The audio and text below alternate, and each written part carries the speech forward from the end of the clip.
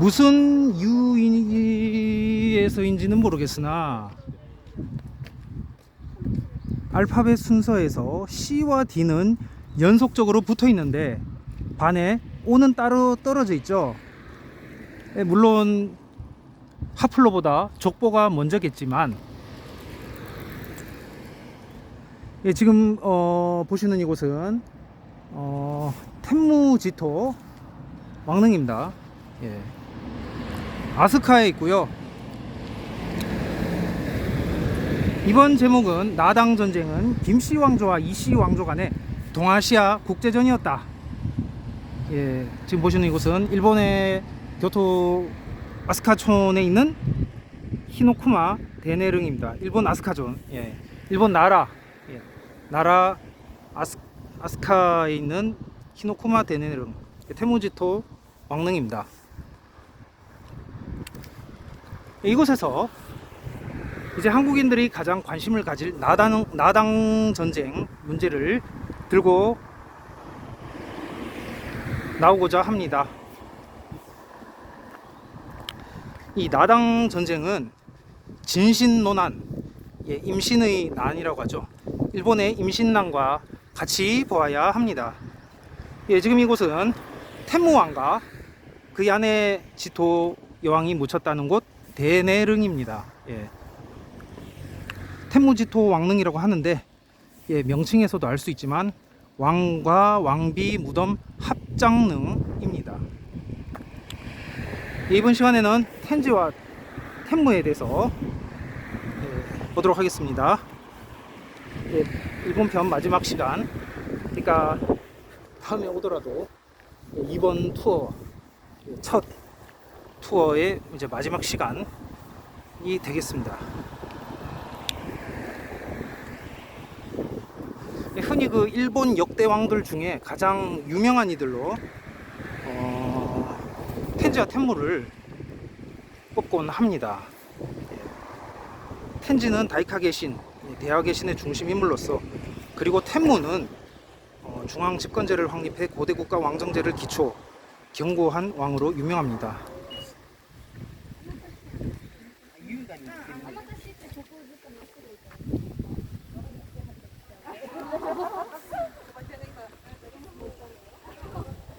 잘 알다시피 텐지는 백제를 구원한 인물이고 텐무는 일본의 왕권을 체계화 시켰습니다. 그러나 이 두 왕에 대한 출신과 죽음 등 수수께끼가 많아서 오늘날까지도 각종 학설과 이론이 난무한다고 합니다. 흥미로운 부분은 외교 정책 면인데요. 친백제계인 텐지와 친신라계인 텐무가 대립하는 과정입니다. 그러니까 구다라와 쿠다라와 시라기가 이제 대립, 일본말로 쿠다라, 시라기. 물론 일본 학교 교과서에는 텐지와 텐무가 친형제라고 명기되어 있습니다만,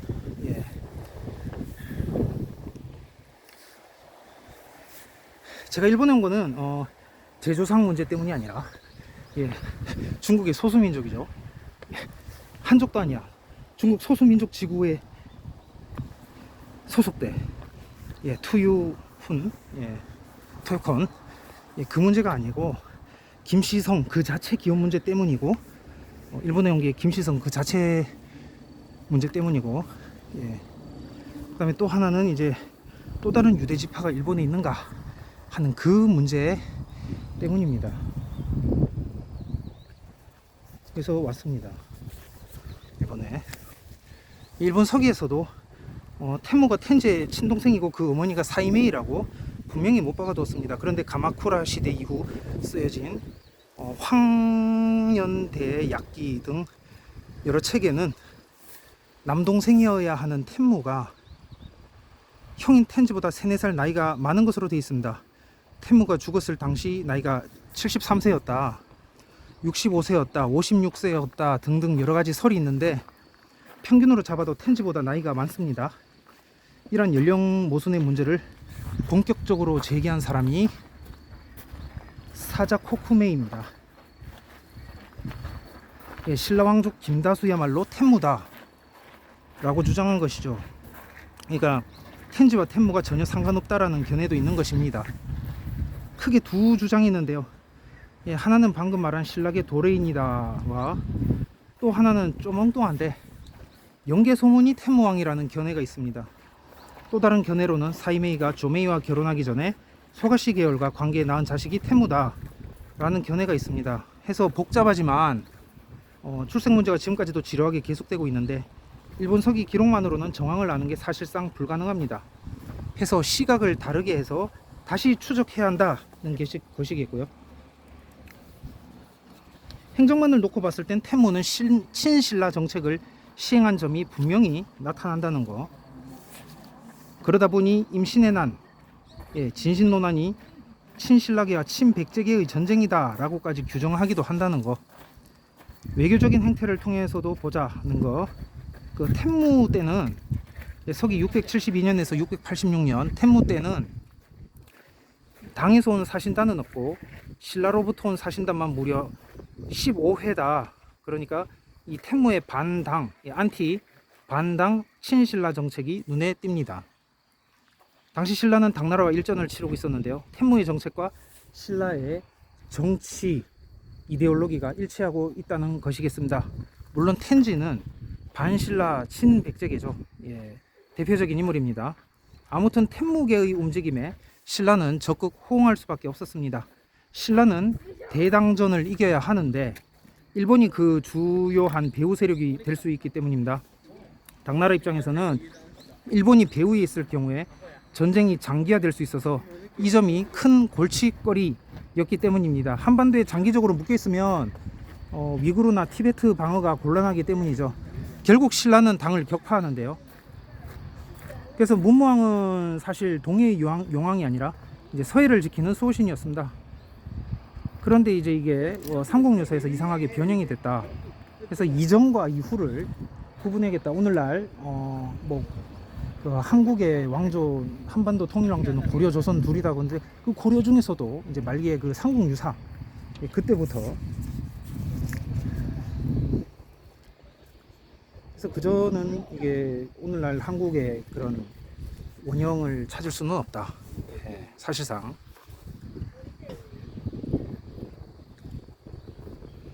그래서 오늘날 일본 왕과의 직접적인 혈통은 텐주로부터 시작되었다고 보고 있습니다. 제가 저번에 얘기했던 그 천룡사, 가야계나 신라계는 제외하고 그 백제기부터 따지죠. 이 텐지는 이제 조상이 백제 마지막 의자왕이라는 것인데요. 근데 그 미흡한 점이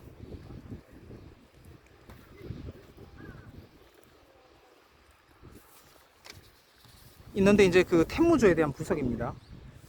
신라와 국교를 회복하고 당나라와 단절한 인물이죠.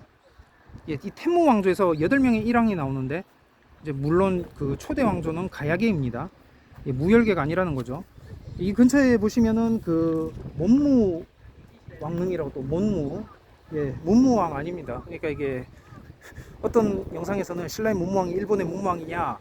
그래서 혹자는 견해가 그 동해를 지키는 그 문무왕, 물론 이제 그거는 실제 왕릉이 아니다.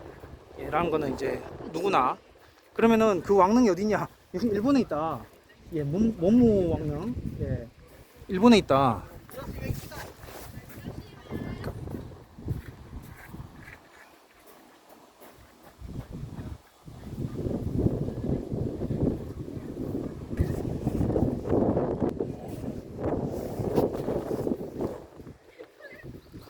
저쯤 있다. 아까 전에 그런 말도 있는데, 그러니까 저쯤에 이제 문무 왕릉이 있는데 이제 그런 말도 있는데 이제 제가 봤을 때는 문무 왕하고 구분해 줘야 될 것 같고요.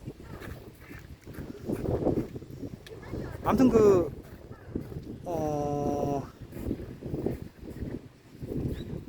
초대 왕조는 가야계다. 무열계가 아니라는 말이고, 흥미로운 것은 일본 서기에서 유일하게 2권이나 분량을 차지하는 인물이 텐무다.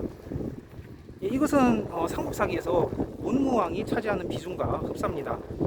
고구려 보장왕과 더불어서 유일이 아니죠. 유이하게 책 2권의 분량의 기록을 갖고 있습니다.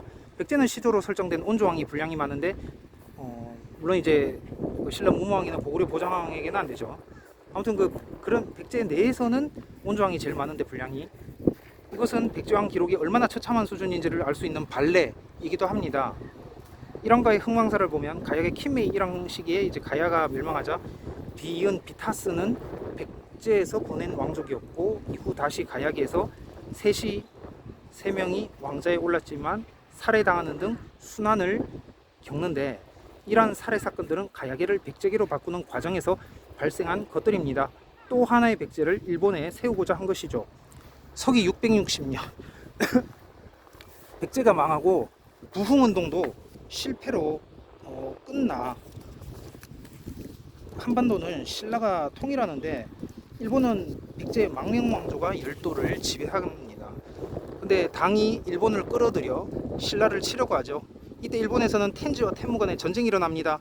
신라가 조정 내 반대 세력을 땡긴 것입니다. 그러니까 계보상의 텐지 동생으로 되어 있는 텐무는 실은 형제가 아니고 신라인이라는 말입니다.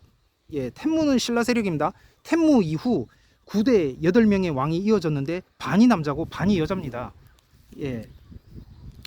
여왕이 많았다는 것에서도 이제 일본사에서 특이한 점인데, 신라사에는 이제 내물계 외에 요즘 또 영국 현대에서는 또 석시, 뭐 광명여왕, 뭐 이제 그 남성 중심의 시각의 기술에서는 마지막 광명여왕이 물을 흐렸다.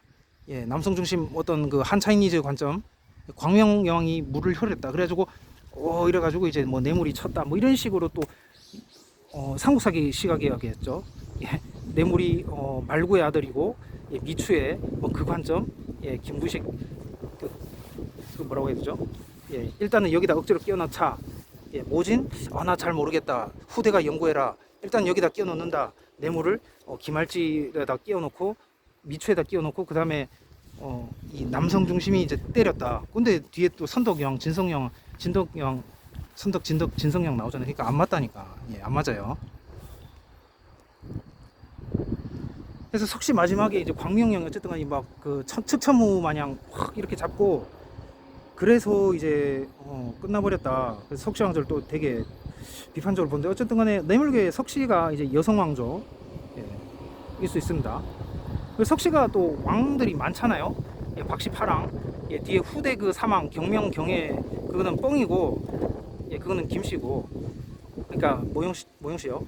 내물계고, 이 석시는 많잖아요. 신라 초기사에 그냥 그 박시파랑하고 비교했을 때. 그래서 내물계하고 석시, 내물계 외에 석시의 또 여왕의 존재를 생각해 볼 수 있다.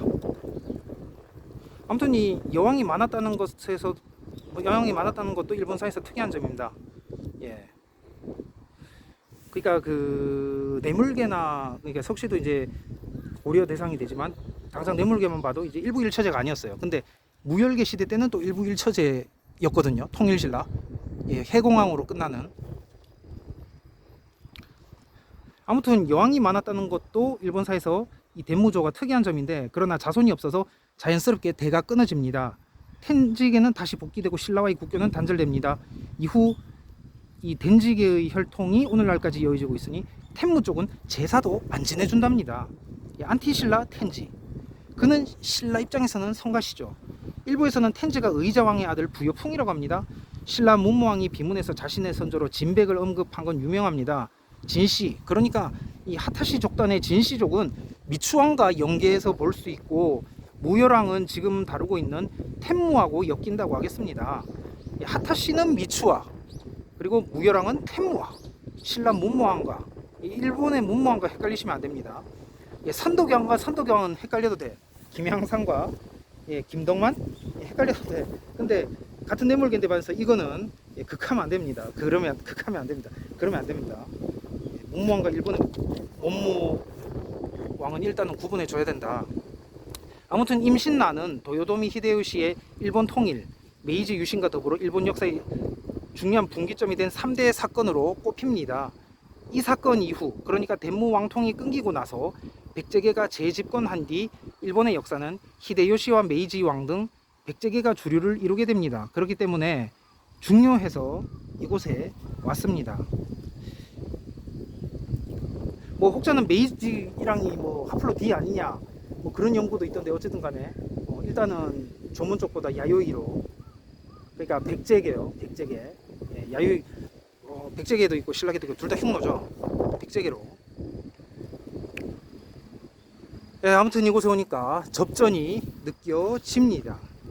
예, 백제개가 승리한 뒤 일본산은 백제 위주로 흘러갑니다. 도요토미 히데요시나 메이지 유신의 일환가가 이것을 이제 증명해 주고 있다 하겠습니다. 일본을 그 동북과 서남으로 구분. 예, 어제 그 아오모리 공항에서 이제 짐 체크 보낼 때 아무 말도 않고 아는 채 못 모르고 내국인 전용, 예, 내국인 전용 JAL 레드라인에 들어갔다가 체크 딱지까지 붙이게 됐어요. 예, 그 가방을, 짐 가방을. 근데 이제 나중에 이렇게 잘 몰라서 이제 한국인이다. 그래서 블루라인 외국인과 그리고 이제 내국인 일본인 같이 쓰는 그 ANA NANA 거기 가서 이제 넣게 됐습니다. 짐을. 근데 이제 별 거부 반응도 없더라고요. 그래서 이런 것만 봐도 만약에 신라개가 이겼다면 오늘날 일본 천황은 신라 김씨가 아닐까. 이제 천황, 예, 뭐 일왕이라고 해야 정확하고, 예, 옛날에 가야계는 외왕, 신라계는 일왕, 천황은 이제 내제 외왕, 예, 그런 거죠. 예, 외부에서는 일왕, 물론 신라계여야 이제 일왕. 예.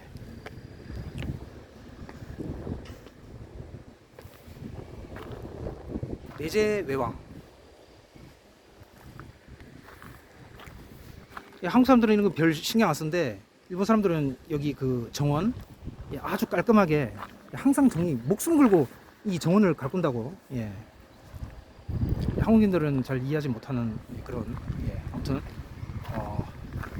D가 이제, 예, 왕릉이 되겠습니다. 이상으로 2022, 2023 동한 동일본 모두 편을 마치도록 하겠습니다. 예, 시청해 주셔서 감사합니다. 안녕히 계십시오.